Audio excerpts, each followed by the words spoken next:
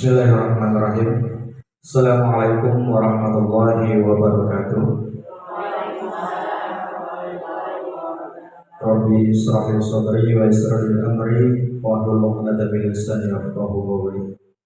Yang kami hormati rekan-rekan guru, staf TU dan pustakawan SD Negeri 17 Paritiga.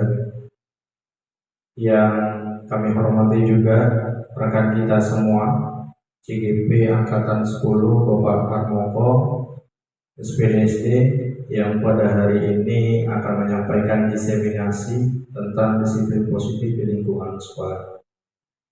Bapak Ibu hadirin sekalian yang berbahagia, sebagai makhluk yang beriman, maka marilah selalu kita panjatkan puja dan puji syukur kita kehadirat Allah Subhanahu wa taala, karena pada hari ini alhamdulillah kita bisa berkumpul bersama di ruangan ini dalam rangka mendengarkan, menyimak apa yang akan disampaikan oleh Pak Harmoko nanti terkait diseminasi disiplin positif di lingkungan sekolah.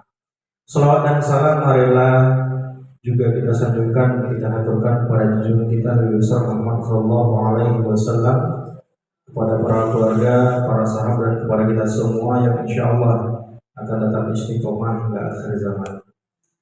Bapak Ibu yang kami hormati, saya selaku PLT Kepala Sekolah tentu memberikan semangat dan dorongan kepada rekan-rekan yang selalu berusaha, selalu ingin untuk mengembangkan kompetensi, termasuk pada hari ini rekan kita Pak Harmoko sedang mengikuti salah satu program yang menjadi bagian dari episode Merdeka Belajar, yaitu program pendidikan guru penggerak, yang kita semua tentunya sama-sama selalu memberikan dukungan dan doa supaya Pak Harmoko bisa menyelesaikan dan mengikuti seluruh rangkaian pendidikan ini sendiri sampai selesai dan dinyatakan lulus sebagai guru penggerak nantinya. Amin ya rabbal alamin. Bapak Ibu yang kami hormati, dalam kesempatan ini juga kami mengajak kepada kita semua untuk sama-sama memperhatikan, menyimak apa yang disampaikan oleh Pak Harmoko nantinya. Dan kami juga berharap setelah Pak Harmoko menyampaikan presentasinya, kita semua bisa berdiskusi bersama terkait apa yang sudah disampaikan, dan juga bisa jadi adanya permasalahan-permasalahan di sekolah kita terkait disiplin positif ini sendiri. Jadi nanti kita berbagi, kita bertanya, kita berdiskusi bersama terkait disiplin ini sendiri. Bapak Ibu yang kami hormati, sekali lagi kami ucapkan terima kasih atas kehadirannya, atas luangkan waktunya, karena apa yang akan disampaikan oleh Pak hari ini sendiri nantinya tentu akan sangat berguna bagi kita. Dan saya yakin dan percaya nanti yang disampaikan itu akan kembali membangunkan kita, mencerahkan kita, bahwasanya bagaimana kita sebagai seorang guru tentu harus terus belajar, terus mencari pengalaman untuk menjadikan proses pembelajaran di kelas kita sesuai dengan kodrat alam dan kodrat zaman, dan semua yang kita lakukan akan bermuara pada kebahagiaan dan kesejahteraan murid kita. Bapak Ibu yang kami hormati, itu saja yang bisa kami sampaikan sebagai pengantar. Sekali lagi nanti kepada Pak Harmoko silakan disampaikan secara luas, secara jelas kepada kami semua terkait disiplin positif di lingkungan sekolah. Mari kita ikuti bersama, kita dengarkan bersama penyampaian dari Pak Harmoko. Demikianlah yang dapat kami sampaikan. Lebih dan kurang kami mohon maaf. Kepada Allah yang Maha Ampunan, kami akhiri dengan ucapan wabillahi taufiq wal hidayah. Wassalamualaikum warahmatullahi wabarakatuh.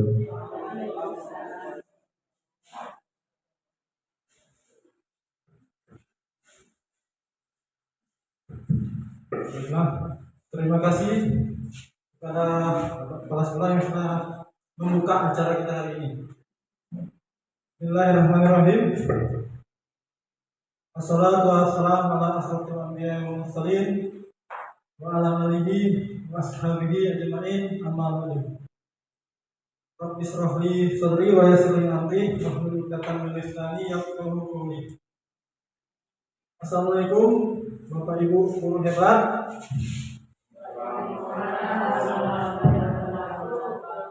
Baiklah, pada kesempatan hari ini kegiatan kita hari ini yaitu diseminasi disiplin positif di lingkungan sekolah. Tentunya hari ini di SD Negeri 17 Paritiga. Bapak Ibu guru, sebelumnya perkenalkan, saya Harmoko, calon guru penggerak angkatan 10 Kabupaten Bangka Barat. Dan perkenalkan juga, sini ada Ibu Asina SPD Aud. Ibu ini adalah fasilitator kami di pendidikan guru penggerak angkatan 10 Kabupaten Bangka Barat. Ibu ini berasal dari Belitung. Dan di sebelahnya itu ada Pak Agus Herdian. Pak Agus ini adalah pengajar praktik, dan Bapak Ibu guru saya yakin sudah kenal karena Bapak Agus sudah 2 kali datang untuk mendampingi saya. Baiklah Bapak Ibu, pendidikan guru penggerak ini di paket 1 itu ada 4 subjudul, yaitu modul 1.1 filosofi pendidikan Ki Hajar Dewantara, kemudian 1.2-nya nilai dan peran guru penggerak, dan yang 1.3 visi guru penggerak, terakhirnya adalah 1.4 disiplin positif. Bapak Ibu, selanjutnya saya akan memulai dari modul 1.1, yaitu kerangka pemikiran Ki Hajar Dewantara. Bapak Ibu, Ki Hajar Dewantara ini adalah seorang tokoh pendidikan di Indonesia, memiliki kerangka pendidikan yang sangat berpengaruh di dunia pendidikan. Bahkan pemikirannya yang terkenal adalah taman siswa, yang menekankan pada pendidikan holistik dan kontekstual. Jadi Bapak Ibu, kembali ke zaman kolonial, dulu Bapak Ibu pendidikan kita itu hanya bisa dinikmati oleh sebagian anak pegawai atau anak pejabat, sedangkan anak-anak petani atau nelayan atau sebagainya itu tidak bisa untuk mengikuti sekolah. Kemudian Ki Hajar Dewantara membangun sebuah taman siswa, ya.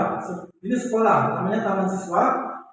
Di taman siswa inilah akhirnya orang-orang itu bebas bisa menikmati sekolah. Tidak hanya anak pejabat, tapi orang-orang biasa juga bisa untuk mengikutinya. Kemudian di taman siswa ini menekankan pendidikan yang holistik. Holistik ini maksudnya pendidikan yang menyeluruh. Ya. Kalau di zaman kolonial pendidikannya hanya menekankan pada intelektual.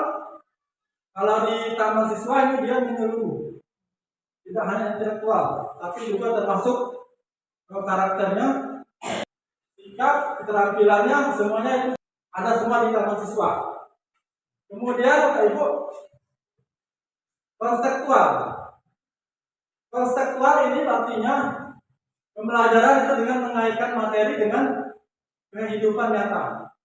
Sebagai contoh, ketika kita menerapkan pembelajaran IPA misalnya tentang jenis-jenis daun, kita bisa langsung mengajak anak-anak untuk melakukan pengamatan ke sekeliling sekolah kita. Jadi seperti itu yang disebut dengan konseptual. Kemudian di taman siswa ini Bapak Ibu, prinsip utamanya adalah ada 3. Ya. Pertama, ing ngarso sungkulodo, ing mandya manungkarso, dan tupuri handayani. Saya yakin Bapak Ibu pasti sudah tahu ya apa yang dimaksud dengan ing ngarso sungkulodo. Artinya di depan menjadi teladan atau menjadi contoh. Jadi di sini Bapak Ibu, Ki Hajar Dewantara menekankan bahwa guru atau pendidik itu adalah contoh yang terbaik bagi murid-muridnya. Apa yang dilakukan guru, baik perbuatannya, perkataannya, itu kemungkinan besar akan dicontoh oleh murid-muridnya. Sebagai contoh saja, Bapak Ibu, ini saya sendiri, karena kita ke kantor buka sepatu, ke kelas saya buka sepatu, jadi kadang-kadang saya tidak pakai sepatu lagi ke kelas. Akhirnya anak-anak kelas 5 juga keluar kelas tidak pakai sepatu. Itu contoh nyatanya, kan? Jadi kita tidak boleh menyalahkan anak sepenuhnya. Karena sebagian dari perilaku anak itu ada yang dari kita juga, mencontoh kita. Dan lagi contoh-contoh yang lain, mungkin kehadiran atau yang sebagainya. Kemudian yang kedua, Hikmadio Mangun Karso. Ini artinya di tengah dia memberi semangat, ya. Apa artinya? Jadi kalau kita kaitkan dengan pembelajaran di kelas, ini kita dituntut untuk selalu memberikan motivasi kepada anak kita. Jangan karena anak itu salah melakukan tugas, kemudian langsung kita bilang nih, masa kamu tidak mampu atau kamu bodoh lah ya. Itu akan mematikan atau menurunkan motivasi anak. Sebagian jika anak melakukan tugasnya salah, jangan kita langsung mematikan motivasinya dengan memberikan kata-kata yang tidak mengenakan baginya. Saya sering kalau di kelas 5 itu ketika anak mengerjakan kelas 5 itu dia kalau diberi tugas ditulis misal tugasnya 5, nanti pada sudah nomor 1 dia sudah ke depan, benar kesalahan 5, nomor 2 terus seperti itu. Jadi di situ saya tidak menyalahkan jika pekerjaan anaknya salah, tapi hanya saya mengatakan bagus, tapi mungkin kayaknya jawabannya di buku kamu itu ada yang lebih tepat lagi. Coba kamu baca lagi. Akhirnya aku membaca lagi dan ketemu jawaban yang sebenarnya. Jadi itu bijak untuk Hikmadio Mangun Karso. Kemudian yang ketiga, Tutpuri Handayani. Tutpuri Handayani adalah di belakang memberi dorongan ya. Dorongan seperti apa? Kembali lagi saya mencontohkan di pembelajaran Bapak Ibu. Ketika kita melakukan pembelajaran, tentu dorongan kita kepada siswa untuk mereka bisa mencapai tujuan pembelajaran, tentu kita harus menyiapkan strategi yang tepat, yang beragam. Kemudian media atau materinya juga harus beragam, sesuai dengan kebutuhan siswa, agar manusia itu lebih tertarik untuk belajar, agar minatnya pun semakin besar. Itu termasuk memberi dorongan yang seperti itu. Jadi Bapak Ibu, dari saya menyinggung dari pendidikan zaman kolonial, kemudian tadi ada taman siswa, maka kerangka pemikiran Ki Hajar Dewantara itu adalah perubahan. Perubahan apa? Perubahan memerdekakan manusia.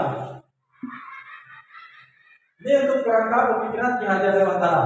Kemudian Bapak Ibu, kita lanjut ke asas pendidikan. Asas pendidikan menurut Ki Hajar Dewantara, pendidikan dan pengajaran itu memiliki arti yang berbeda dalam memahami tujuan pendidikan. Ki Hajar Dewantara mengatakan pengajaran itu adalah bagian dari proses pendidikan yang memberikan ilmu atau berfaedah untuk kecakapan anak, hidup anak secara lahir dan batin. Itu maksud dari pengajaran atau arti sebenarnya. Kita seringkali menggunakan kata pendidikan dan pengajaran itu bersamaan. Bahkan kadang-kadang kita menganggapnya sama, padahal itu berbeda. Kemudian pendidikan. Pendidikan itu menurut Ki Hajar Dewantara itu adalah menuntun segala kekuatan kodrat yang dimiliki anak agar anak mencapai keselamatan dan kebahagiaan yang setinggi-tingginya, baik sebagai manusia maupun sebagai anggota masyarakat.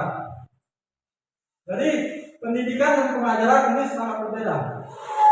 Pendidikan itu berarti menuntun kita, Bapak Ibu ya, kita itu menuntun kekuatan kodrat anak. Berarti anak itu sejak lahir dia sudah ada kodratnya masing-masing, baik itu positif maupun yang negatifnya anak itu sudah ada. Tinggal kita berusaha untuk menuntun. Kalau bisa yang tumbuh dari anak itu adalah kodrat yang positif. Baik Bapak Ibu, untuk lebih memahami tentang kodrat ini seperti kita ya. Ada materi teori bukan tabula rasa. Di sini ternyata pemikiran saya selama ini salah Bapak Ibu ya.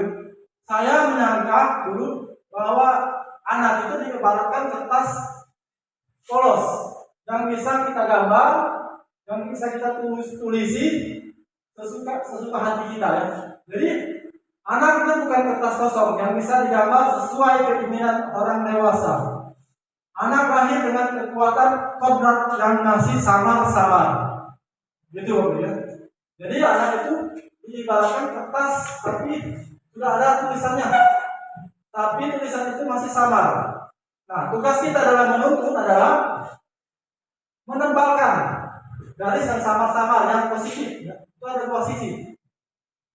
Menebalkan garis samar-samar yang positif, kemudian membiarkan garis samar-samar yang negatif itu agar tetap samar-samar. Karena kita juga tidak bisa menghapusnya. Itu sudah kodrat anak.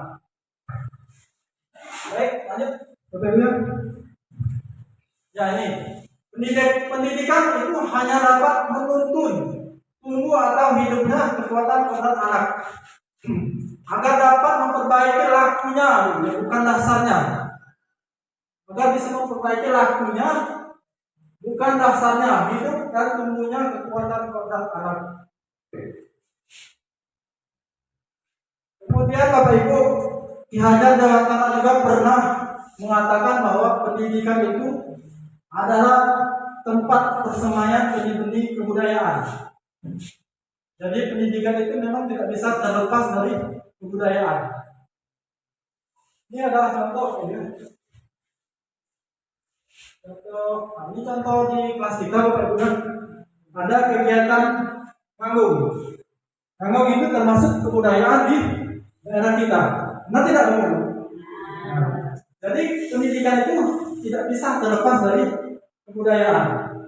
Kira-kira ini Bapak Ibu, kalau di tradisi nganggung ini, kira-kira nilai-nilai apa yang kita ajarkan?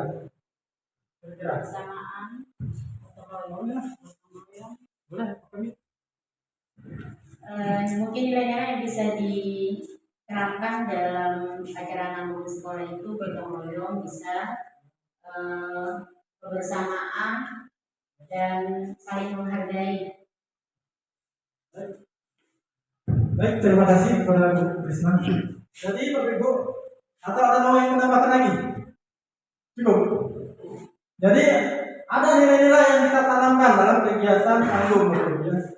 Seperti yang disebutkan oleh Bu Krisna, saya ada kegiatan kerjasama, gotong royong, kemudian ada lagi kebersamaan, ada juga lagi berbagi ya. Kita biasanya makanan siswa itu kita kumpul. Biasanya ada siswa itu yang tidak membawa makanan, tapi kita kumpul kemudian kita bagikan rata agar semua anak bisa mendapatkan atau bisa makan sama-sama. Di situ ada nilai berbaginya, betul ya. Jadi ini termasuk yang dibilang atau dikatakan oleh Ki Hajar Dewantara bahwa pendidikan itu tempat semayan benih kebudayaan. Jadi kita lanjut proses berikutnya. Baik, ini dasar-dasar pendidikan menuntun Bapak Ibu. Jadi dalam proses menuntun, anak diberi kebebasan, namun pendidik itu sebagai pamong dalam memberi tuntunan dan arahan agar anak tidak kehilangan arah atau membahayakan dirinya sendiri. Seorang pamong itu dapat memberikan tuntunan agar anak dapat menemukan kemerdekaan dalam belajar. Ini dasarnya ya. Kalau tadi kerangkanya memerdekakan manusia, dasarnya adalah kemerdekaan belajar. Jadi Bapak Ibu, merdeka itu artinya terlepas dari perintah orang lain, ya. Tapi bersandar pada kekuatan sendiri. Lanjut. Ki Hajar Dewantara juga pernah mengatakan bahwa pendidikan itu berpihak pada anak. Tanyanya apakah kita sudah menerapkannya? Saya rasa sebagian. Belum semuanya. Kita paling menyiapkan beberapa media ya, kegiatan. Kita belum mencakup semua. Sebenarnya ada 3. Kalau kita melihatnya, kebutuhan anak itu dari kesiapan belajarnya harus kita perhatikan, kemudian minatnya dan juga profil belajarnya. Jadi yang pertama tadi kesiapan belajar itu bisa kita dari mempersiapkan bahan ajar yang beragam, materi berupa gambar atau video, bacaan dan sebagainya. Itu kesiapan belajar. Kemudian ada minat belajar. Minat belajar ini Bapak Ibu, misal kita sedang mengajar tentang iklan, kita memberikan tugas untuk siswa kita membuat iklan misalnya. Maka kita beri kebebasan anak itu untuk membuat iklan sesuai dengan yang mereka inginkan. Mereka inginkan, bukan berdasarkan perintah kita. Jadi bebas, iklan apapun bebas sesuai dengan minat mereka. Itu harus kita perhatikan yang kedua. Yang ketiga, profil belajar murid. Profil ini banyak yang menyangkut lingkungan. Ada anak itu yang tidak bisa belajar di lingkungan yang terlalu dingin misalnya, sehingga kalau cuaca dingin dia tidak bisa fokus. Kemudian lagi profil belajar lagi tentang gaya belajar. Kemudian seperti yang kita ketahui ada 3 gaya belajar. Pertama, visual, ya. Kedua, auditory. Yang ketiga, kinestetik. Jadi itu harus diperhatikan. Baik, ini pendidikan yang berpihak kepada anak. Ki Hajar Dewantara pernah menyatakan, bebas dari segala ikatan, dengan suci hati mendekati sang anak. Bukan untuk meminta, melainkan untuk berhamba pada sang anak. Jadi bukan hanya berpihak, tapi berhamba, ya. Kita kalau bicara tentang berhamba ini, kalau saya sendiri pasti mengaitkannya dengan kepatuhan kita kepada Tuhan kita, ke ibadah kita, benar apa dulu? Tapi di pendidikan ini ternyata kita sebagai guru itu harus berhamba pada anak. Ini artinya segala sesuatu, rencana maupun tindakan yang kita lakukan itu haruslah semata-mata untuk kepentingan murid kita. Baik pembelajarannya, pelaksanaannya, semuanya harus mengutamakan murid. Baik, kita lanjut. Ya, ini kodrat alam dan kodrat zaman. Jadi Bapak Ibu, pendidikan itu tidak terlepas dari kodrat alam dan kodrat zaman. Kodrat alam itu merujuk pada potensi dan bakat alami yang dimiliki oleh setiap individu sejak lahir. Hal ini mencakup kemampuan fisik, mental, emosional yang bervariasi antara satu orang dengan orang lain. Itu yang disebut dengan kodrat alam.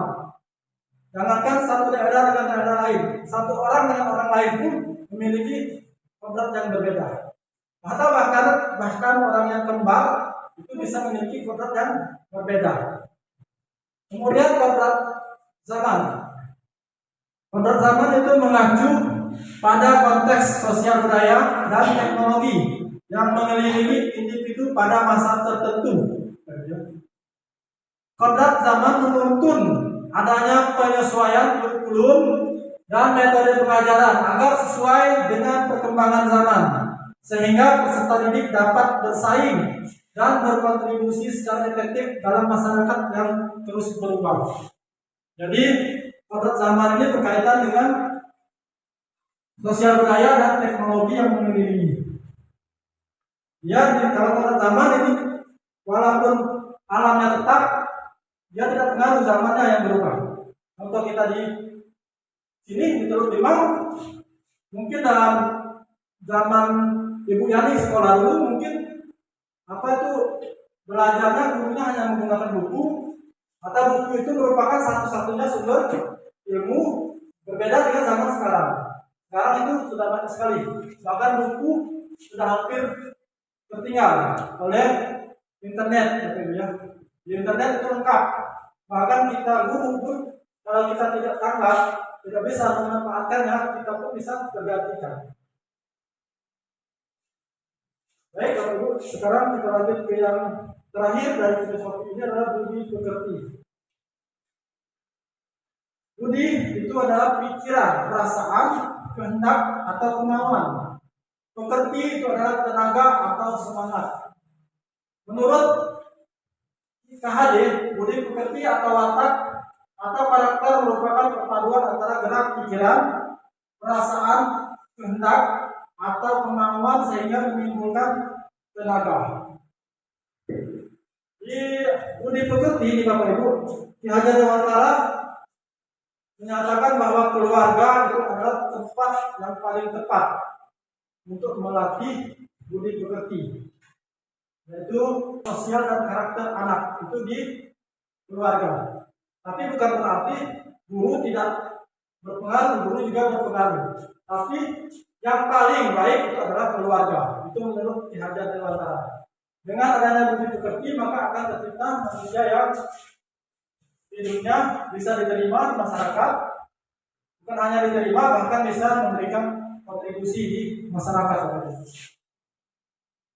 Selanjutnya, ya Bapak Ibu, ini contoh. Jadi saya selama mengikuti guru penggerak itu sudah mulai menerapkan apa yang saya pelajari, termasuk berpihak pada anak. Saya sudah mencoba melakukan pembelajaran di luar kelas, di perpus, kemudian sebelumnya saya biasanya belajar itu mandiri Bapak Ibu, duduknya satu-satu, kemudian saya rubah menjadi belajar kelompok. Ternyata lebih efektif Bapak Ibu ya. Tadinya ketika belajar sendiri-sendiri, ketika saya misalnya menjelaskan, anak-anak itu main, kita tegur, kemudian kita kembali menjelaskan, anak-anak kembali lagi mengambil kawannya atau melempar-lempar kertas segala macam. Dan ketika saya menerapkan pembelajaran kelompok, mereka lebih tenang. Namun tetap kita harus tetap memandu, tetap menuntun Bapak Ibu ya. Kemudian selain kelas jadi efektif Bapak Ibu, pembelajaran kelompok ini juga bisa menciptakan sikap kreatif anak. Kreatif itu artinya bisa bertanggung jawab terhadap pekerjaannya, bisa menemukan solusi atas permasalahannya. Jadi anak itu kita beri masalah, nanti kita persilakan anak untuk berdiskusi. Silakan mereka mencari solusinya apa atau jawabannya apa. Kemudian di bawah itu, gambar yang bawah itu, anak-anak setelah belajar kelompok itu mendiskusikan, mempresentasikannya ke depan. Jadi anak-anak itu di kelompoknya saya bagi tugasnya, bukan saya minta agar membagi tugasnya. Ada yang sebagai moderatornya, kemudian ada yang membacakan hasilnya. Kemudian selain lingkungan belajar, saya juga mulai menerapkan teknologi Bapak Ibu ya. Saya mulai mengintegrasikan teknologi ke dalam pembelajaran. Seperti gambar, saya menggunakan Infokus, di mana Infokus itu bisa kita menampilkan gambar untuk anak yang visual, kemudian bisa menampilkan video atau suara untuk yang audio toli. Di situ di video bisa. Kemudian saya juga menggunakan platform digital ya, yaitu Quizizz untuk penilaian, untuk presentasi, dan itu efektif Bapak Ibu ya. Anak-anak yang biasanya belajarnya kurang semangat jadi sangat bersemangat. Baik, mungkin ini saja dari untuk filosofi ya, ya. Sekarang kita masuk ke kegiatan utama kita, yaitu budaya positif. Baik Bapak Ibu, sebelumnya saya ingin melakukan kegiatan kepalan tangan ya. Mungkin satu saja dari Bapak Ibu boleh menuliskan sesuatu yang sangat berharga. Bapak Ibu boleh pikirkan dulu. Sesuatu yang sangat berharga. Satu orang saja, siapa nih? Saya dulu. Ibu Bu Yani ya. Yani, boleh Yani tulis, boleh benda, boleh apa saja bebas, boleh berkata. Tulis di lembar kecil, kemudian Ibu genggam. Nanti saya minta bantuannya satu orang dulu ini untuk membukanya ya. Minta bantuan Ibu Amu nanti ya Pak ya untuk membukanya. Nanti Ibu Amu boleh membujuk, merayu, atau memberikan imbalan uang, termasuk memaksa juga boleh. Yang penting dia terbuka. Tugas Bu Yani, karena itu menurut Bu Yani sangat berharga, maka Bu Yani dengan sekuat tenaga menggenggamnya. Karena itu adalah barang atau apapun itu yang sangat berharga bagi hidup Bu Yani.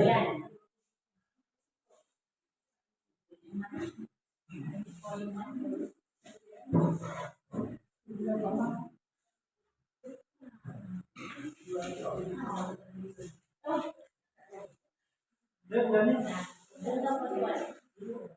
Yani genggam kuat itu adalah barang yang sangat berharga sehingga Bu Yani dengan sebuah tenaga untuk menggenggamnya, karena itu sangat berharga. Kemudian tugas Ibu Anu ya untuk melihatnya apa yang dipegang oleh Bu Yani, apa yang dituliskan. Terserah Pak Anu mau berani atau mengikuti.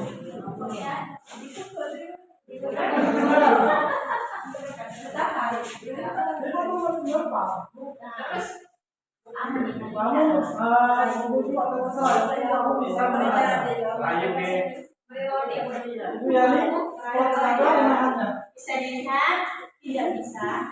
Bisa dong, enggak. Kasih HP? Kasih sama HP boleh?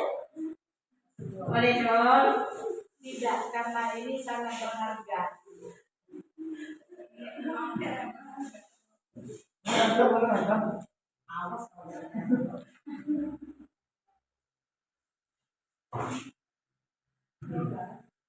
Ayo dong.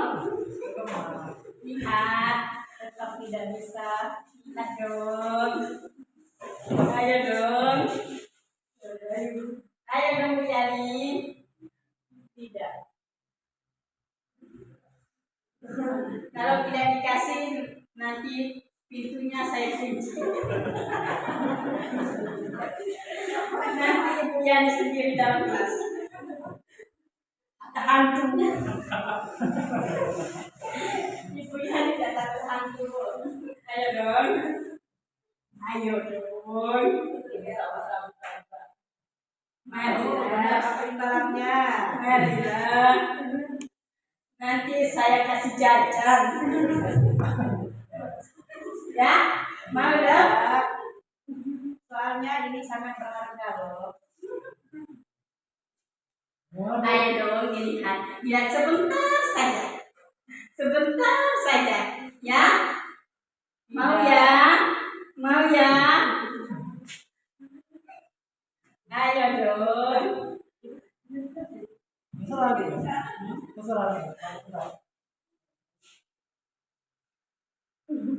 Memang tidak boleh ya? Tidak. Masih mau berusaha, mau nyerah. Sepertinya Ibu Yani tidak mau memberikan apa yang digenggamannya. Baik, terima kasih kamu.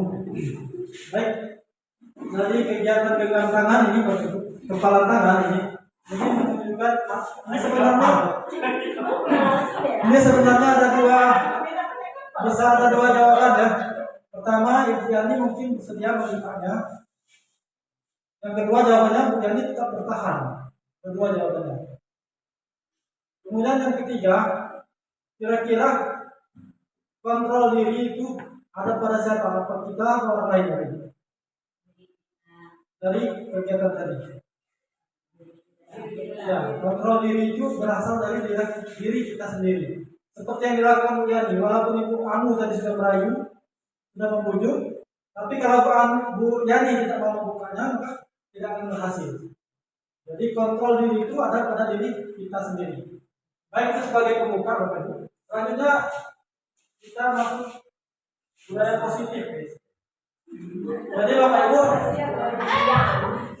Ibu sebelum dalam upaya kita menciptakan disiplin positif, kita perlu menciptakan lingkungan yang positif dan juga budaya positif di sekolah kita.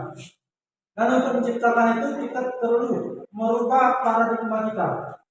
Paradigma dari stimulus respon ke teori kontrol. Baik, ini ada sedang nama nih. Ini Bapak Ibu pembelajaran untuk di budaya positif. Ini lumayan banyak Bapak Ibu, ada 6. Biasanya kalau di modul sebelumnya itu hanya 1. Dan kami kegiatan mandirinya juga hanya 2 hari, dan hanya kali ini memang banyak sampai seminggu ya. Di sini kita akan mulai dari disiplin positif dan nilai-nilai kebajikan. Disiplin positif dan nilai-nilai kebajikan. Kedua, teori motivasi, hukuman dan penghargaan, restitusi. Kemudian keyakinan kelas, kebutuhan dasar manusia, 5 posisi kontrol, dan terakhirnya nanti segitiga restitusi. Jadi kita akan bahas satu-satu ya.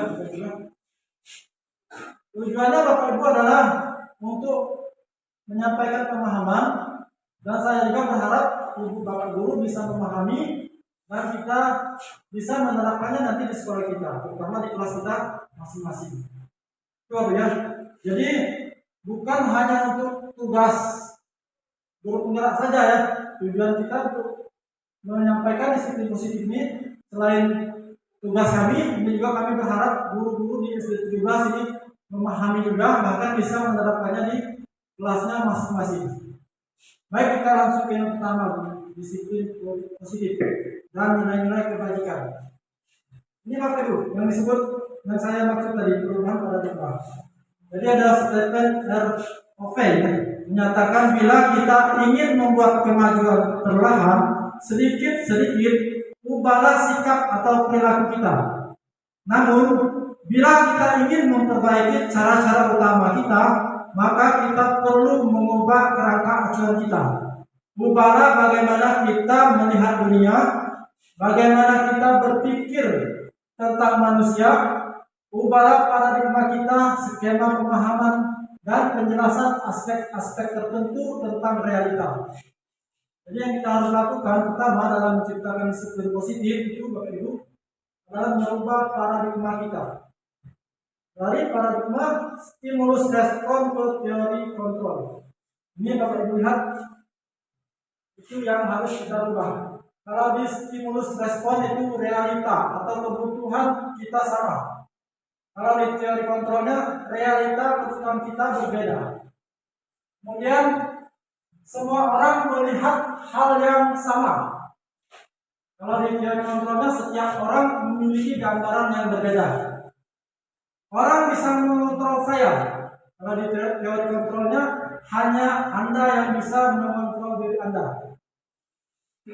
Saya bisa mengontrol orang lain. Anda tidak bisa mengontrol orang lain. Kemudian stimulus responnya berpikir menang kalah. Kalau di teori kontrolnya berpikir menang.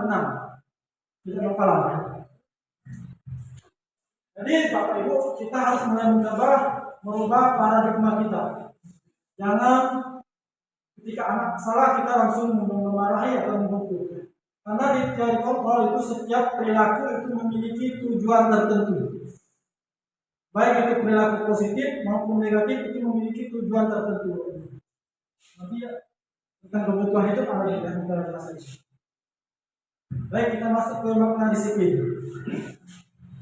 Jadi Ki Hajar Dewantara itu sepakat dengan psikiater pendidikan Brian Johnson mengartikan disiplin sebagai bentuk kontrol diri, yaitu belajar untuk kontrol diri agar dapat mencapai sesuatu tujuan mulia. Tujuan mulia di sini mengacu pada nilai-nilai atau prinsip-prinsip mulia yang dianut seseorang. Itu disebut nilai-nilai mulia. Jadi Bapak Ibu, kontrol diri itu bagaimana anak misalnya dia bisa berbuat sesuai dengan nilai-nilai mulia yang mereka miliki. Dan nilai-nilai mulia itulah yang disebut dengan nilai-nilai kebajikan. Baik, kita ke nilai kebajikan. Nilai kebajikan universal. Nilai kebajikan universal itu berarti nilai-nilai kebajikan yang disepakati bersama, terlepas dari suku, bangsa, agama, bahasa maupun latar belakang. Itu disebut nilai-nilai kebajikan.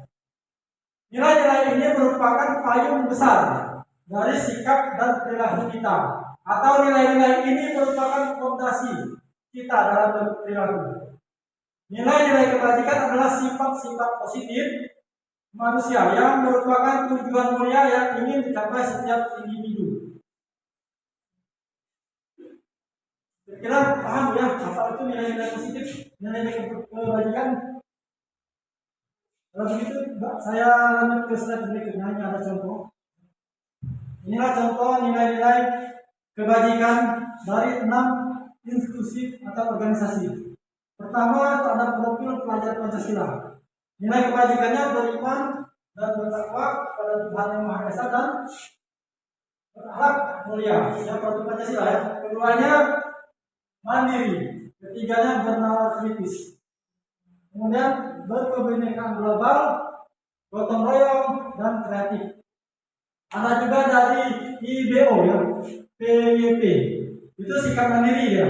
Nilai-nilai kebajikannya toleransi, kemudian rasa hormat, integritas, mandiri, menghargai, antusias, empati, pengetahuan, kemudian kerjasama, kreativitas, percaya diri, komitmen. Dan ada juga dari organisasi lainnya. Ini yang disebut dengan nilai-nilai kebajikan. Dan nilai-nilai ini Bapak Ibu ada di anak kita. Ada di anak kita nih, nilai-nilai saling menghormati. Tapi cara kita menanamkannya yang salah. Kita sering ketika upacara bicara kepada anak untuk tetap membuang sampah pada tempatnya, atau menghormati guru. Setiap hari kita katakan, tapi kenyataannya anak tetap melakukannya. Kenapa? Karena dorongannya untuk melakukan ini dari luar, bukan dari dalam dirinya. Jadi untuk menciptakan disiplin positif itu guru perlu mengembangkan motivasi intrinsik anak agar mampu memunculkan nilai-nilai kebajikan dalam dirinya dan meyakininya dalam berperilaku. Baik, ini Bapak Ibu mungkin kita lanjut ya. Bapak Ibu mungkin sudah tahu yang bisa membaca. Ada dari 9 pilar itu bersama yang cinta Tuhan. Kemudian ada juga dari petunjuk seumur hidup. Di situ ada keterampilan hidup, yang kami percaya, lurus hati, dan sebagainya. Baik, kita lanjut dulu. Ya, ini yang kedua. Kalau tadi disiplin dan nilai-nilai kebajikan, keduanya ada teori, motivasi, hukuman, dan penghargaan restitusi. Jadi Bapak Ibu, teori motivasi itu ada 3. Yang pertama, untuk menghindari ketidaknyamanan atau hukuman. Di sini seorang berperilaku untuk menghindari permasalahan yang mungkin muncul dan berpengaruh pada mereka secara fisik, psikologis, ataupun tidak terpenuhinya kebutuhan mereka bila mereka tidak melakukan tindakan itu. Motivasi ini bersifat eksternal. Tentunya seperti kita menghukum, ya, menghukum anak. Jika anak tidak datang, misalnya kita hukum, atau anak terlambat mengerjakan tugas kita hukum. Tapi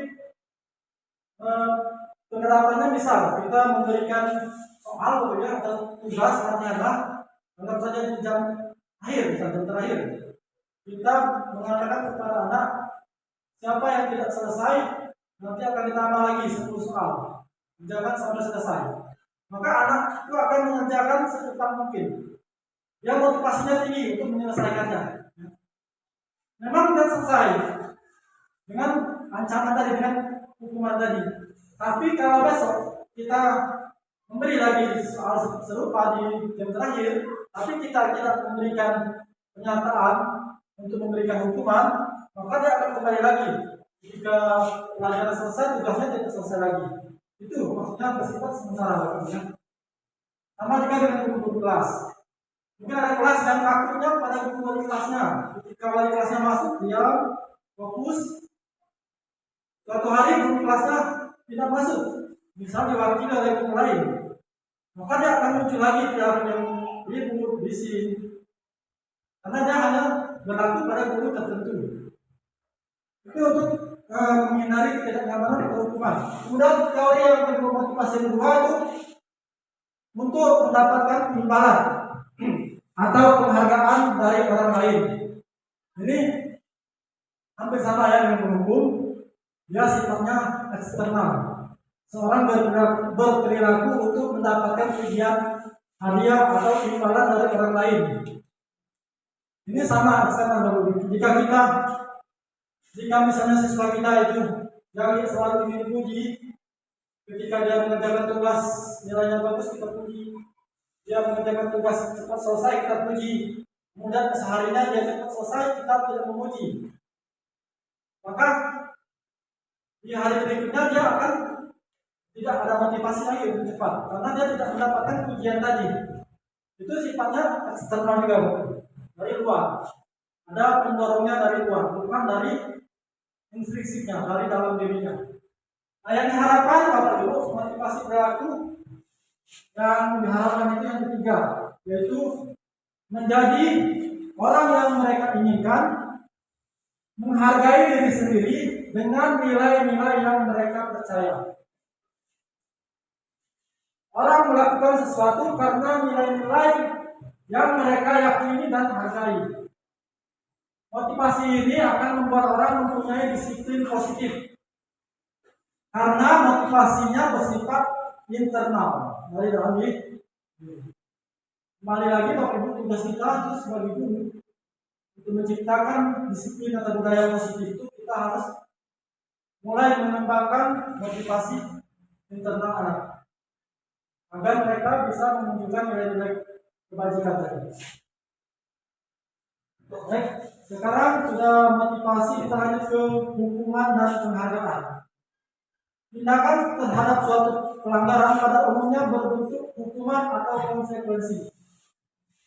Restitusi adalah proses menciptakan kondisi bagi murid untuk memperbaiki kesalahannya sehingga mereka bisa kembali pada kelompok mereka dengan karakter yang lebih kuat. Dosen 2004. Baik, ini Bapak Ibu, disiplin bermakna identitas sukses, sedangkan hukuman itu merupakan identitas gagal. Ini Bapak Ibu boleh lihat di belakang. Hukuman itu sesuatu yang menyakitkan harus terjadi. Kalau konsekuensi sesuatu harus terjadi. Kalau di restitusi merupakan pilihan. Kemudian yang keduanya itu tidak nyaman untuk murid atau anak untuk jangka waktu panjang. Kalau konsekuensi tidak nyaman untuk anak atau murid dalam jangka waktu pendek. Kemudian yang restitusinya menguatkan untuk murid atau anak dalam jangka waktu panjang. Dia menguatkan. Terus korban mendapatkan keadilan kalau hukuman. Kalau di konsekuensi korban bisa diabaikan. Restitusinya korban mendapatkan ganti. Dan seterusnya Bapak-Ibu. Boleh Bapak dibaca dulu ya. Ini adalah kita ini.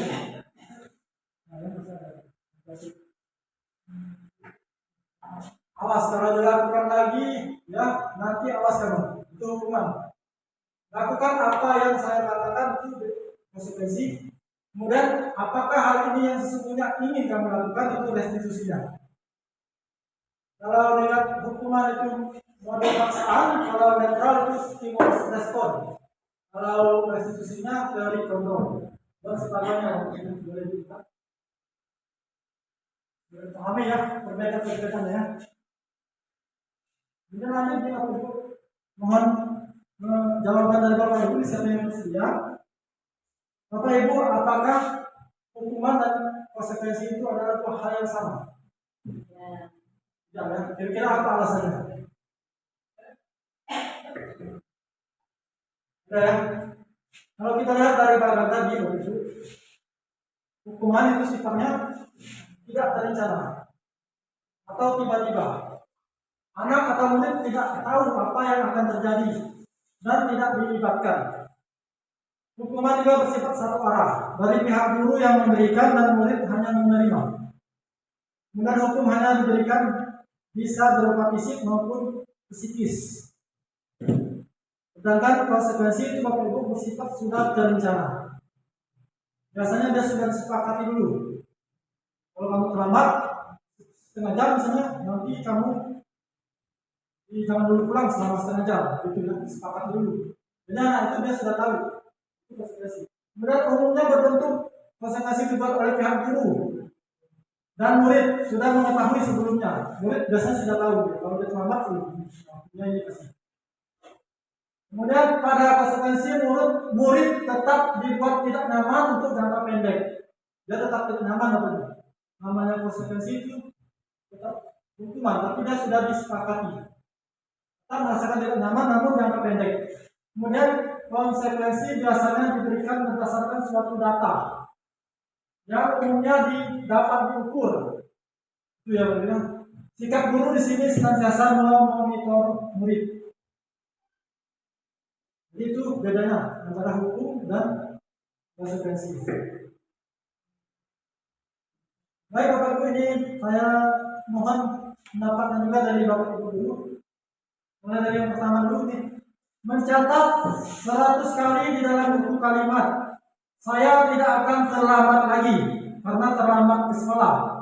Kira-kira ini termasuk hukuman atau konsekuensi? Hukuman ya. Banyak. Kemudian kita lanjut ke yang kedua. Lari mengelilingi lapangan basket 2 kali karena terlambat hadir di sekolah. Hukuman atau konsekuensi? Hukuman ya. Ya, benar hukuman. Kemudian yang ketiga, bersihkan coretan yang dibuatnya di meja tulis. Membersihkan coretan yang dibuatnya di meja tulis. Namun beda ya. Yang berarti dia yang harusnya. Kemudian murid diminta untuk push up 15 kali karena tidak menggunakan masker ke sekolah. Ya, benar. Kemudian yang selanjutnya, menggantikan kertas tugas teman yang telah dicoret-coret. Ya, Bapak Ibu sudah memahami apa itu konsekuensi dan apa itu hukuman. Baik Bapak Ibu, kita lanjut lagi ya. Oh yang saya tanya, kehilangan 10 menit jam istirahat untuk mengerjakan tugas karena terlambat datang dan tertinggal pelajaran selama 10 menit. Iya, karena 10 menit. Yang selanjutnya, duduk di lampu pinggir lapangan pada jam istirahat, tidak diizinkan bermain oleh guru piket karena mencederai teman saat bermain di lapangan. Apa kira-kira? Jadi hukum duduk di pinggir lapangan. Gimana Pak ya? Dia tidak sesuai. Yang selanjutnya lagi, terlambat hadir di pembelajaran daring 15 menit dan diminta untuk tinggal 15 menit sesudah kelas selesai untuk membahas. Ya, lanjut lagi, lari mengelilingi lapangan basket ya, 2 kali karena terlambat 10 menit untuk pelajaran PJOK.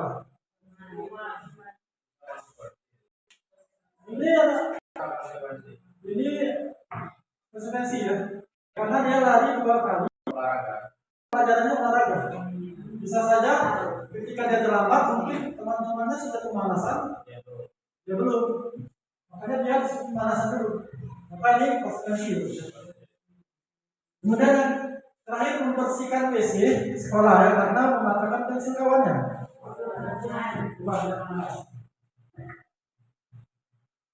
Kita lanjut. Sekarang yang C, Bapak Ibu ya, dihukum oleh penghargaan. Saat kita berulang kali menjanjikan hadiah kepada anak-anak agar berperilaku bertanggung jawab, atau kepada seorang murid agar mempelajari sesuatu yang baru, atau kepada seorang karyawan agar melakukan pekerjaan yang berkualitas, kita sedang berasumsi mereka tidak dapat melakukannya, atau mereka tidak akan memilih untuk melakukannya. Pengaruh jangka panjang, jangka pendek, dan jangka panjang. Penghargaan itu efektif jika kita menginginkan seseorang melakukan sesuatu yang kita inginkan dalam jangka waktu pendek. Jika kita menggunakan penghargaan lagi dan lagi, maka orang tersebut akan bergantung pada penghargaan yang kita berikan, serta kehilangan motivasi dari dalam dirinya. Itu untuk pengaruh jangka pendek dan jangka panjang. Kemudian penghargaan tidak efektif. Jika saya mengharapkan sesuatu penghargaan dan tidak mendapatkannya, maka saya akan kecewa dan berkecil hati, serta kemungkinan lain kali saya tidak akan berusaha sekeras sebelumnya. Yang keduanya, jika kita memberikan seseorang sesuatu penghargaan untuk melakukan sesuatu, maka kita harus terus-menerus memberikan penghargaan itu. Jika kita tidak ingin orang tersebut meneruskan perilaku yang kita inginkan. Ada lagi Bapak Ibu, penghargaan itu merusak hubungan. Ketika seseorang memberi penghargaan atau pujian di depan orang banyak, maka yang lain akan merasa iri. Dan sebagian dari mereka akan tidak menyukai orang yang diberikan penghargaan tersebut. Atau contoh kedua, jika seorang guru sering memberikan penghargaan kepada murid untuk murid-muridnya, besar kemungkinan murid-murid yang termotivasi hanya untuk menyenangkan gurunya. Mereka tidak akan bersikap jujur kepada guru tersebut. Yang ketiga, penghargaan menciptakan persaingan di dalam kelas, dan persaingan menciptakan kecemasan. Contohnya, penghargaan menghukum, memberikan penghargaan dan hukuman adalah dua hal yang sama, karena keduanya mencoba mengendalikan perilaku seseorang. Kedua, karena orang pada dasarnya tidak suka dikendalikan, dalam jangka waktu lama, penghargaan akan terlihat sebagai hukuman. Yang ketiga, jika suatu penghargaan diharapkan namun Anda tidak mendapatkannya, Anda akan merasa dihukum. Nah, ini yang paling bagus dan yang paling kita harapkan itu motivasi dari dalam diri atau intrinsik. Saat seorang anak belajar untuk pertama kali menggabungkan huruf-huruf dan kata-kata, serta menyadari bahwa ia dapat membaca, timbul pijar di matanya dan sebuah senyuman di wajahnya. Anak tersebut begitu gembira bahwa ia telah mempelajari dan menguasai suatu keterampilan baru. Sadar akan kemampuan bahwa dia sudah dapat membaca sesungguhnya sudah merupakan sebuah penghargaan. Dan jika kita memberikan penghargaan, maka itu akan merusak kebahagiaannya. Jadi anak itu ketika dia bisa pertama kali, dia akan itulah penghargaan terbaiknya. Dia akan merasa senang, dia bangga, bahkan dia akan terus mencoba tanpa kita suruh. Gitu ya. Nah, sekarang kita ke yang selanjutnya, yang B, restitusi. Tadi sudah disampaikan, restitusi itu adalah proses menciptakan kondisi bagi murid untuk memperbaiki kesalahan mereka sehingga mereka bisa kembali pada kelompok mereka dengan karakter yang lebih kuat. Ini waktu ciri-ciri restitusi yang membedakannya dengan program disiplin lainnya. Restitusi itu bukan untuk menebus kesalahan, namun untuk belajar dari kesalahan. Restitusi itu memperbaiki hubungan. Restitusi adalah tawaran, bukan paksaan. Restitusi menuntun untuk melihat ke dalam diri. Restitusi mencari kebutuhan dasar yang mendasari tindakan. Restitusi diri adalah cara yang paling baik. Restitusi fokus pada karakter, bukan tindakan. Restitusi menguatkan. Restitusi itu fokus pada solusi. Dan yang terakhir, restitusi mengembalikan murid yang berbuat salah pada kelompoknya. Itu ciri-cirinya yang membedakan dengan disiplin-disiplin lainnya. Sekarang kita ke yang ketiga, keyakinan kelas.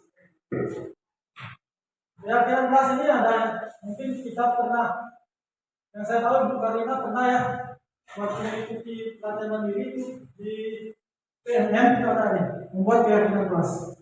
Jadi keyakinan kelas itu yaitu nilai-nilai kebajikan universal yang disepakati secara tersirat dan tersurat, lepas dari latar belakang suku, negara, bahasa maupun agama. Nilai-nilai yang tadi yang kita tampilkan tadi ada dari profil Pancasila, ada dari PYP, ya. Lanjut, yang kedua, nilai-nilai kebajikan meningkatkan pada keyakinan seseorang akan lebih memotivasi seorang dari dalam.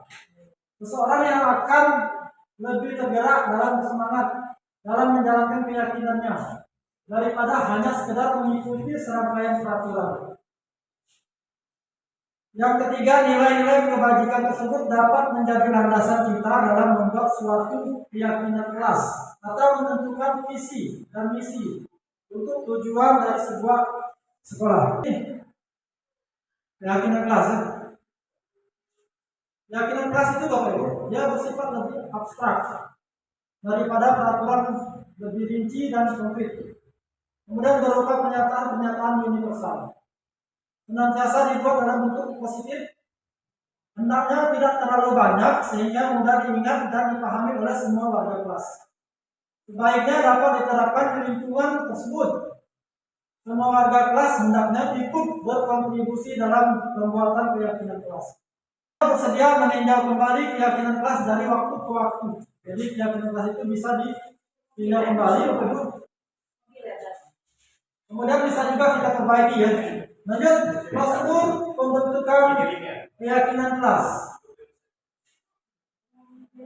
Mempersilakan warga sekolah atau murid-murid untuk berbicara pendapat tentang peraturan yang perlu disepakati. Mencatat semua masukan-masukan para murid warga sekolah di depan di papan tulis dan di kertas besar, di mana semua warga sekolah bisa melihat hasil curah pendapat. Yang ketiga, susunlah keyakinan kelas dalam bentuk kalimat yang positif. Ini Bapak Ibu bentuk contoh pembentukan keyakinan kelas di kelas 5, mana saya pakai kertas menyuruh anak menuliskan keyakinan kelas dan banyak sekali. Ini dicatat, ini saya catatnya bukan di poin, ya. Ini kita bisa menampilkan. Ini kami catat dulu semuanya, kemudian kami diskusikan lagi. Yang mana yang memiliki nilai-nilai kebajikan sama, itu digabung saja menjadi satu dengan kalimat yang lebih positif. Itu contohnya yang di kelas 5 dari penerapan saya. Baik, Ibu ada lagi tanya lagi nih. Ini mohon pendapatnya juga dari Bapak Ibu. Kira-kira yang pertama itu nilai kebajikan yang ke-7. Itu kan peraturannya kembalikan barang ke tempatnya. Ada nilai kebajikan yang ingin dituju di situ.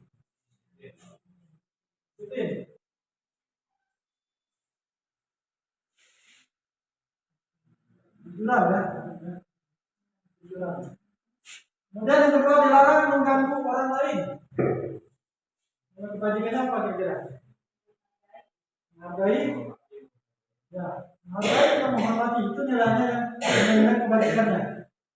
Hadir di sekolah 15 menit sebelum pembelajaran dimulai. Iya. Kemudian dilarang melakukan kekerasan.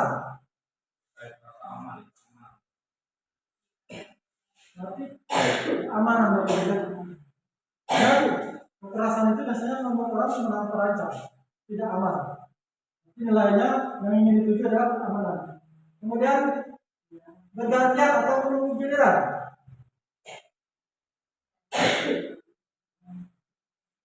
Bergantian menunggu giliran. Yep. Menunggu. Sabar, menilai kesabaran. Tapi tadi bisa juga dengan ketertiban itu bisa. Itu kan nilai termasuk nilai kebajikan juga. Kemudian yang terakhir Bapak Ibu, dilarang merokok.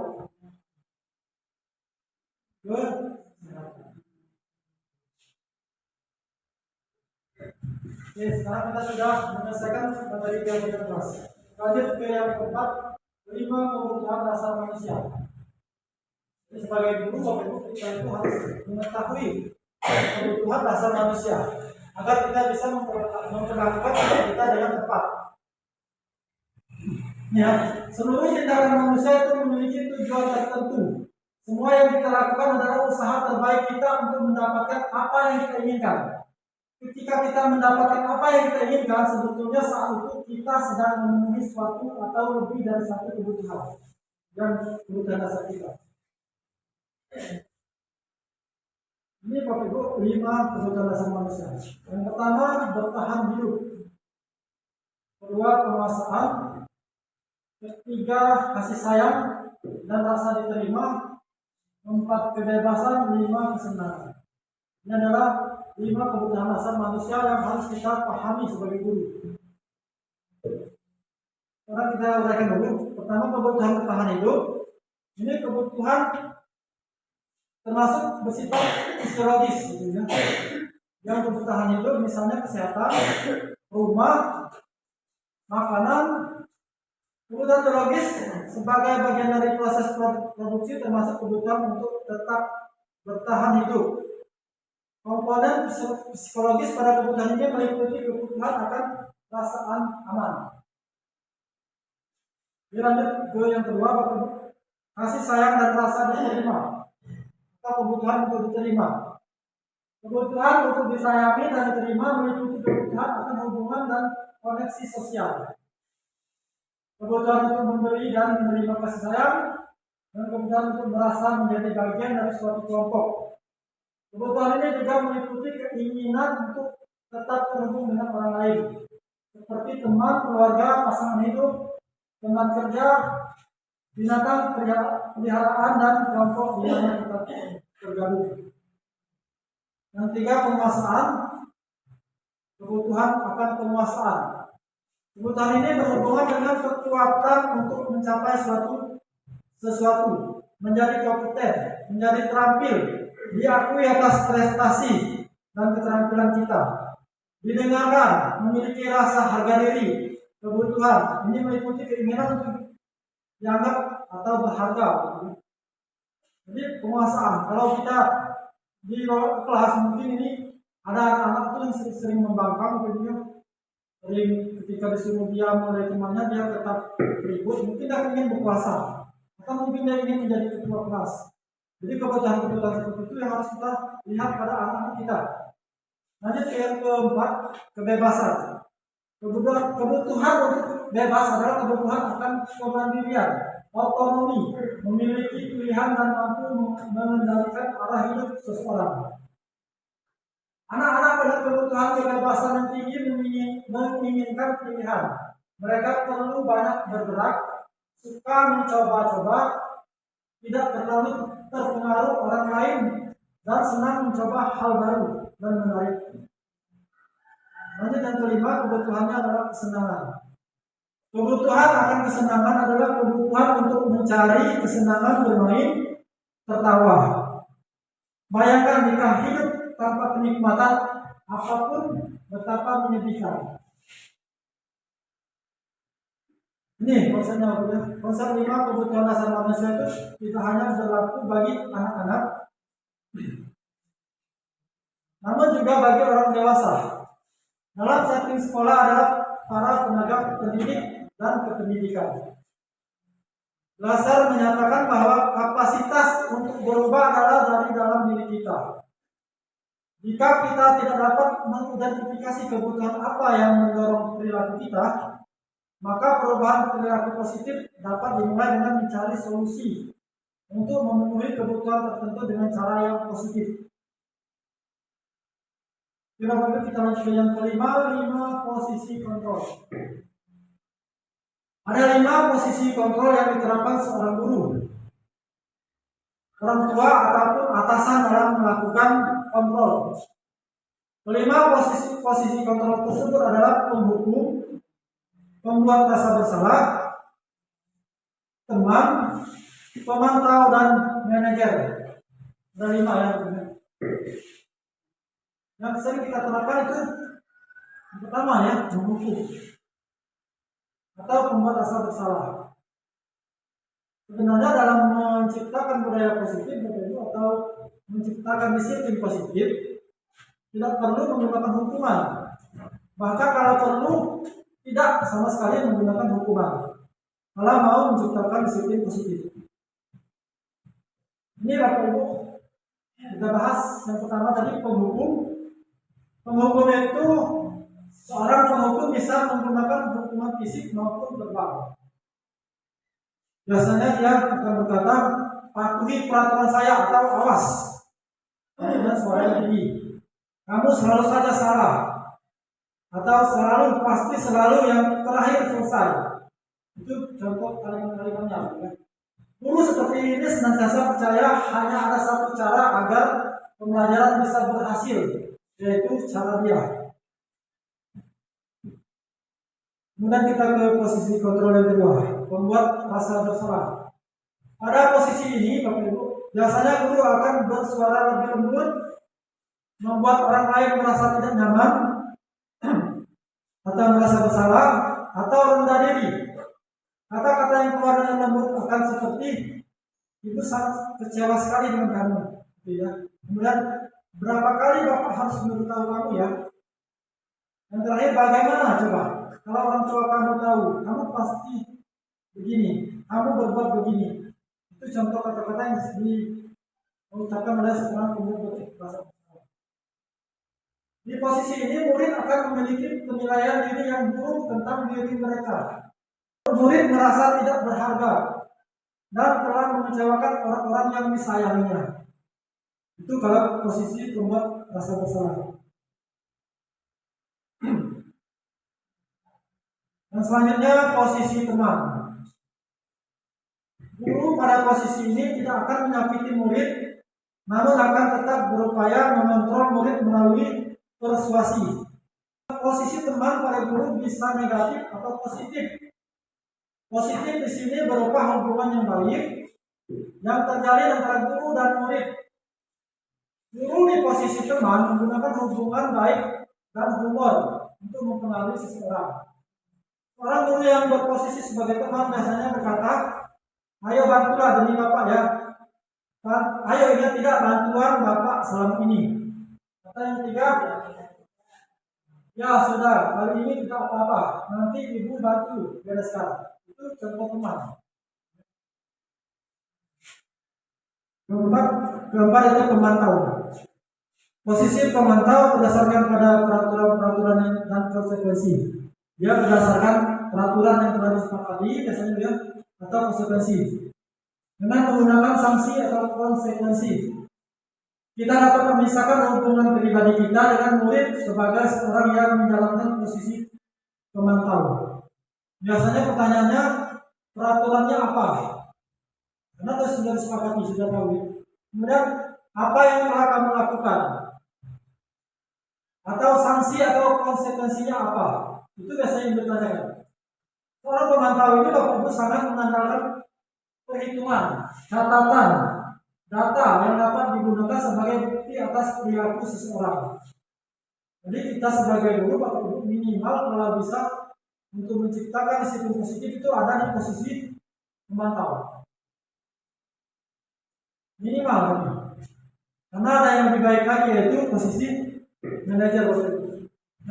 Manajer adalah posisi di mana guru berbuat sesuatu bersama murid, mempersilakan murid mempertanggungjawabkan perilakunya, mendukung murid agar dapat menemukan solusi atas permasalahannya sendiri. Dia tidak menghukum, dia tidak memberi konsekuensi, tidak juga sebagai teman. Seorang manajer telah memiliki keterampilan di posisi teman maupun pemantau.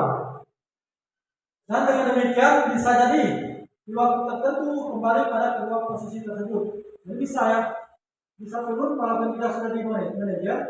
Kalau misalnya kelakuannya itu tidak sesuai, bisa turun ke pemantau atau teman. Namun bila kita menginginkan murid kita menjadi manusia yang merdeka, mandiri dan bertanggung jawab, maka kita perlu mengacu pada restitusi yang dapat menjadikan murid kita seorang manajer bagi dirinya sendiri. Kemudian di manajer, murid diajak untuk menganalisis kebutuhan dirinya maupun kebutuhan orang lain. Di sini penekanan bukan pada kemampuan membuat konsekuensi, namun dapat berkolaborasi dengan murid bagaimana memperbaiki kesalahan yang ada. Contoh pertanyaannya, apa yang kita yakini? Apakah kamu meyakininya? Kemudian jika kamu meyakininya, apakah kamu bersedia memperbaikinya? Jika kamu memperbaiki ini, hal ini menunjukkan apa tentang dirimu? Apa rencana kamu untuk memperbaiki hal ini? Lanjut Bapak Ibu, tugas seorang manajer bukan untuk mengatur perilaku seseorang. Kita membimbing murid untuk dapat mengatur dirinya. Seorang manajer bukan memisahkan murid dari kelompoknya, tapi mengembalikan murid tersebut ke kelompoknya dengan lebih baik dan lebih kuat. Namun perlu disadari, tujuan akhir dari 5 posisi kontrol seorang guru adalah mencapai posisi manajer. Ini posisi yang paling diharapkan.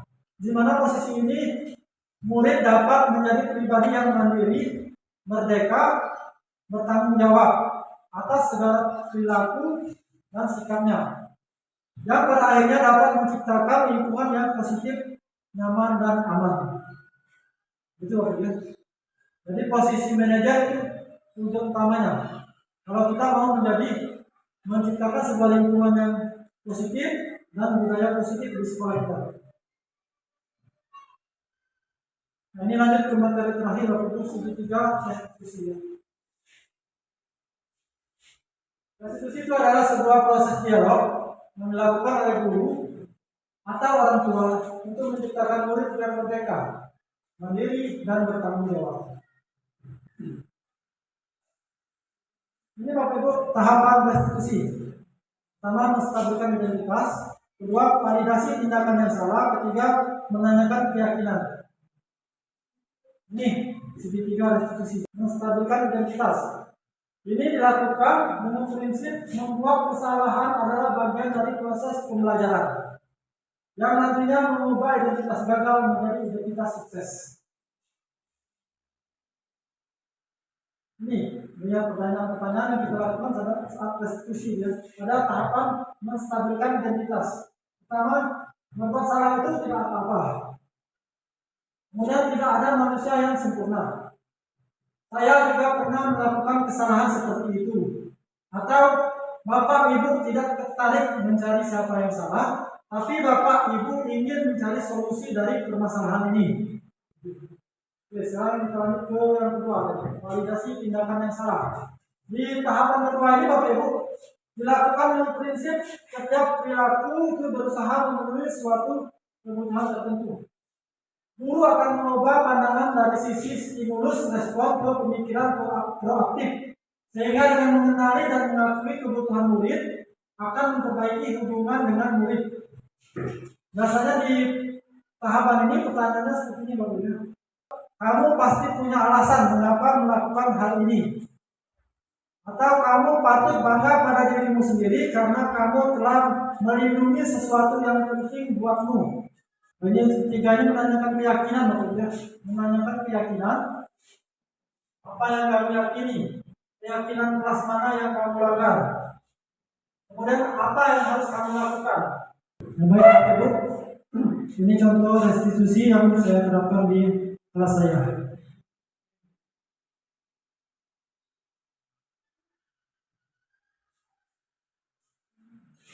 Assalamualaikum. Waalaikumsalam. Silakan dulu. Jihan, apa kabarnya hari ini? Baik Pak. Jihan tahu tidak kenapa Bapak panggil hari ini?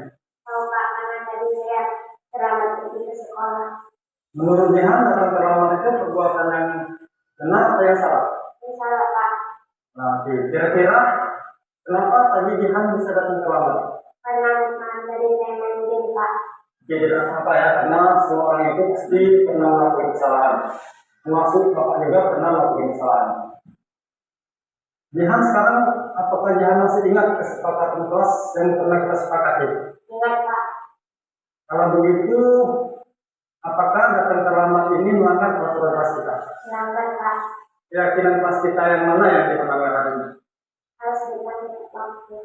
Menurut Jihan, datang tepat waktu itu penting atau tidak? Penting Pak. Kenapa penting? Karena datang tepat waktu bisa membuat saya jadi orang yang disiplin. Nah, sekarang apa yang bisa Jihan lakukan agar tidak terlambat lagi datang ke sekolah? Saya akan tidur lebih cepat, Pak. Mungkin ada solusi lain? Saya akan meminta ibu untuk melakukan saya. Baik, karena begitu Jihan sudah tahu caranya supaya Jihan tidak datang terlambat. Kira-kira kapan Jihan bisa melakukannya? Mulai sekarang, Pak. Nah, sekarang baik. Selamat doakan semoga Jihan ke depannya semakin baik, menjadi orang yang sukses dan membanggakan kedua orang tuanya. Siap ya? Baik, kalau begitu Jihan boleh kembali ke kelas. Ya, Pak. Assalamualaikum. Waalaikumsalam. Baik Bapak Ibu, itu adalah contoh penerapan segitiga restitusi yang saya terapkan di kelas saya. Dan materi kita hanya sampai di sini Bapak Ibu. Mungkin selanjutnya saya persilakan kepada Bapak Ibu yang ada pertanyaan atau mau memberikan tanggapan atau merefleksi, boleh? Ya nih, boleh Bu. Baiklah. Assalamualaikum warahmatullahi wabarakatuh. Baiklah, dari saya mendengar dari penjelasan Bapak mengenai penerapan segitiga restitusi. Nah, jadi yang ingin saya tanyakan adalah bagaimana jika dalam menerapkan segitiga restitusi dengan guru di posisi manajer, tapi anak tidak bisa diajak dialog. Baik, terima kasih Bu Yani. Pertanyaan yang sangat bagus sekali ya Ibu. Jadi bagaimana jika seorang guru di posisi manajer menerapkan segitiga restitusi, tapi anaknya tidak mau diajak dialog atau tidak bisa diajak dialog. Jadi seperti yang disampaikan tadi Bapak Ibu, posisi manajer itu bisa tergantung pada situasi juga. Jadi posisi manajer itu dia menekankan kepada dialog antara guru dengan murid.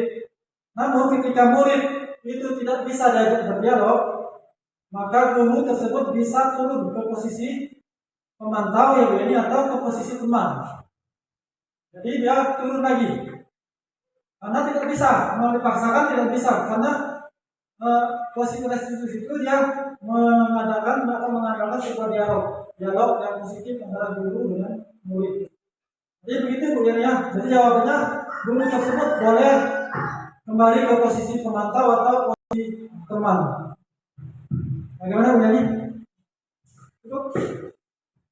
Terima kasih Pak, cukup jelas. Baik, Bapak Ibu guru yang lainnya mungkin ada yang mau bertanya atau memberikan tanggapan atau juga merefleksi kegiatan kita hari ini. Bismillahirrahmanirrahim. Assalamualaikum warahmatullahi wabarakatuh. Waalaikumsalam warahmatullahi wabarakatuh. Bapak Ibu yang kami hormati, jadi dari apa yang disampaikan oleh Pak Pramono tadi, kami sedikit memberikan pendapat bahwasannya perubahan itu perlu, namun berubah juga tidak seketika langsung semuanya berubah, tapi perlahan, termasuk bagaimana kita sebagai seorang guru memposisikan diri kita berada di posisi manajer. Ini kadang-kadang di lapangan itu tergantung situasi dan kondisi. Artinya apa? Terkadang kontrol ini sendiri dipengaruhi banyak faktor, termasuk faktor di luar lingkungan sekolah. Maka ketika kita tidak atau belum bisa memposisikan diri pada posisi manajer, saya sepakat tadi kita bisa menurunkan satu level pada posisi sebelumnya, bisa menjadi teman atau bisa menjadi pemantau. Yang penting bukan bagaimana caranya kita cepat berubah pada teori kontrol posisi manajer, tapi bagaimana kita bisa konsisten istiqomah untuk berada pada posisi yang baik, yang paling baik manajer maupun posisi-posisi yang turun levelnya tadi baik pemantau maupun teman. Itu saja sebagai tambahan yang kami tangkap Pak Harmoko atas apa yang disampaikan. Terima kasih dan ini sangat bermanfaat bagi kami semua. Kami akhiri. Assalamualaikum warahmatullahi wabarakatuh. Waalaikumsalam warahmatullahi wabarakatuh. Baik, mungkin Bapak Ibu guru yang lain ada Ada yang mau menanggapi lagi atau bertanya atau ya bisa. Baiklah, terima kasih. Assalamualaikum warahmatullahi wabarakatuh. Waalaikumsalam warahmatullahi wabarakatuh. Dari yang sudah Pak Harmoko sampaikan itu sudah sangat jelas bagi kami. Mudah-mudahan nantinya apa yang sudah disampaikan ini bisa diterapkan di sekolah. Dari yang kemarinnya kita melakukan hal-hal yang kurang tepat dari apa yang kita laksanakan di sekolah, nantinya bisa berubah menjadi sesuatu yang lebih baik sesuai dengan yang sudah Bapak sampaikan. Terima kasih, Pak. Baik, Bapak Ibu yang lain cukup. Baiklah Bapak Ibu. Jadi sebelum saya tutup, dari rangkaian kegiatan ini, Bapak Ibu, kembali lagi saya mengulangi bahwa tujuan saya bukan hanya untuk mengerjakan tugas, tapi saya ingin Bapak Ibu guru SD kita SD 17 ini bisa juga memahami apa itu yang disebut dengan disiplin positif. Baik Bapak Ibu, mungkin demikian yang bisa saya sampaikan. Mohon maaf atas segala kekurangan dan kata-kata yang salah. Kepada Allah saya mohon ampun. Billahi taufiq wal hidayah. Wassalamualaikum warahmatullahi wabarakatuh.